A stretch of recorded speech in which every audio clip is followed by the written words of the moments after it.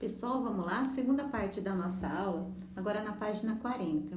Aqui vocês estão vendo o retrato de Paul Cézanne, tá? A lição formal de Cézanne.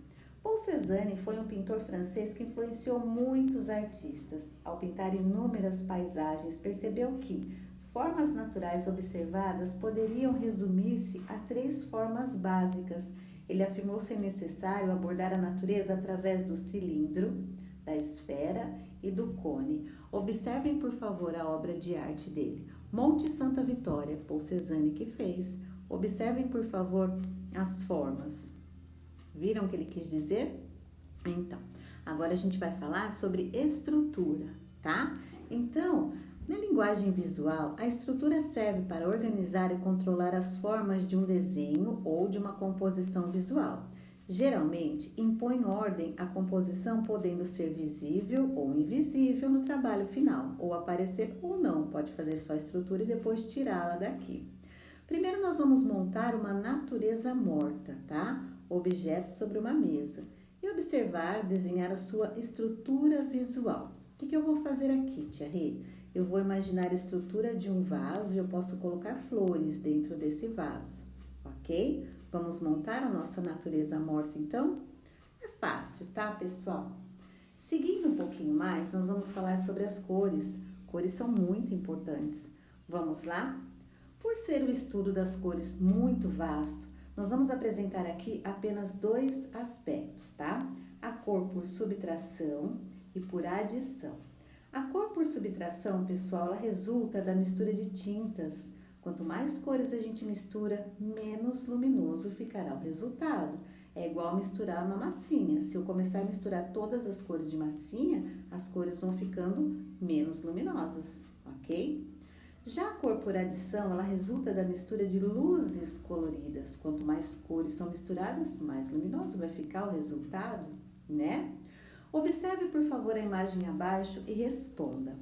Quais são as cores primárias que fazem todas as outras? Estão lembrados quais são as cores primárias? Amarelo, azul e vermelho. Primeiro eu tenho a cor por subtração, ou seja, aquela tinta opaca. Depois eu tenho aqui embaixo a transparente. E por último, a cor por adição, certo? Vamos escrever as cores primárias, então? Vocês sabiam que as telas de televisores, computadores e de telefone celular colorido utilizam um sistema de cores por adição, chamado de RGB? Seu nome se dá porque as cores formaram-se a partir do vermelho, do verde e do azul, em inglês, ok? Vamos seguir? Vamos observar um pouquinho a pintura que está aí na página de vocês, é a 43. Primeiro eu gostaria que vocês observassem, né, a odalisca com calças vermelhas.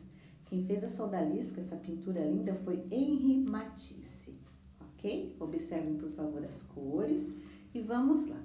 O artista usou cores primárias? Se sim, quais cores foram usadas? Pessoal, cores primárias amarelo, azul e vermelho.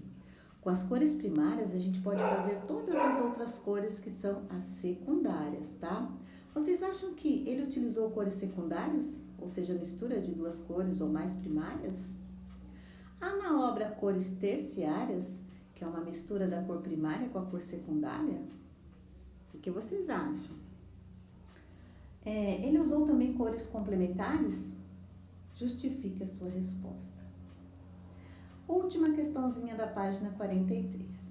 Nessa obra do pintor, predominam cores quentes ou frias? Meus amores, cores quentes transmitem a sensação de calor, tipo o vermelho, o laranja e o amarelo. As cores frias, elas têm a sensação, nos dão a sensação de frio, como o azul, o verde e violeta. Ok? Deu para entender? Tranquilo, né? Vamos lá falar um pouquinho mais sobre Matisse? As cores ferozes de Matisse. Você já ouviu falar em pintor colorista? Assim é denominado quem compõe cores com maestria. Tendo essa definição como critério, deduz que o autor da pintura analisada na página anterior, que foi Henri Matisse, é um colorista. Ele estudou na famosa Academia Julian, em Paris. Nela foi apresentado pelo pintor John Peter Roussel. a arte impressionista, cuja sua base era a observação das cores na realidade. Isso, pessoal, mudou sua trajetória artística. Desenhista, pintor, escultor e gravador, Matisse foi um dos artistas que lançou alicerces revolucionários nas artes plásticas no século XX. Em Paris, por ocasião, na exposição da arte do Salão de Outono de 1905, ele passou a liderar um grupo de artistas que usavam a cor ferozmente, com muita liberdade. Por conta disso, o crítico de arte Paul Scheles chamou os pintores fauves, em que francês significa feras. Surgiu desse modo o grupo fauvista. Essa liberdade no uso das cores e dos tons fez com que eles se afastassem dos impressionistas, pois a busca das sensações visuais totalmente distintas das cores na realidade era o que interessava para eles, o colorido. Não me é possível copiar servilmente a natureza. Tenho de interpretá-la e submetê-la ao espírito do quadro. Uma vez encontradas todas as minhas relações de tons, deverá resultar um acordo vivo de cores, uma harmonia análoga à de uma composição musical. Olha o que ele falava, legal, né? Aqui está a academia que ele estudou, tá? Aqui nós temos um quadro, Madame Chisley, ok? Foi o Roussel que fez aqui. Olha que legal, mulher com chapéu, Henri Matisse. Percebam, por favor, que realmente ele era um feroz, né? Ele usava as cores ferozmente, certo? Continuando, vamos falar um pouquinho agora sobre figura e fundo. Todo quadro, ele tem a figura principal e ele tem o fundo, tá? Em um campo visual, então, pessoal, uma das partes sempre parece saltar para mais perto da nossa visão. Isso é, salientar-se em relação às outras, denominadas figura, a parte destacada sendo o fundo, o que está atrás. Então, primeiro que salta aos nossos olhos é a figura principal. Depois eu tenho lá o fundo, né? É o fundo da pintura. Conheça as 3 categorias básicas da relação entre figura e fundo.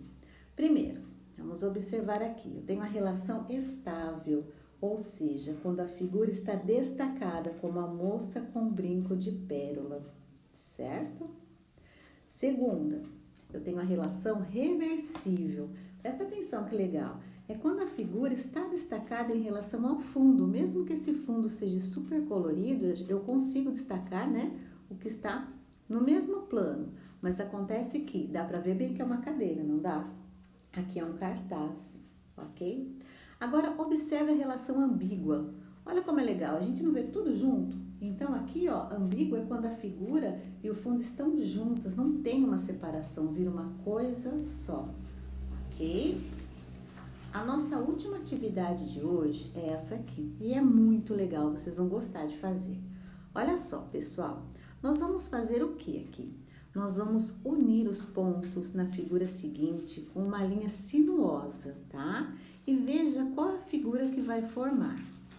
A seguir, observe se a relação entre essa figura de fundo é estável, se ela parece destacada, se ela é reversível, se dá para ver ela e mais alguma coisa, mas ela fica bem aparente, ou se ela é ambígua, se mistura. Então, gostaria que vocês simplesmente ligassem os pontos e colocassem a apostila de vocês um pouquinho mais longe para vocês entenderem o que a tia está explicando. Ok, meus amores? Não é difícil, não precisa pintar, tá? Por hoje é só, estou esperando a atividade de vocês. Muito obrigada pela paciência. Tchau, pessoal!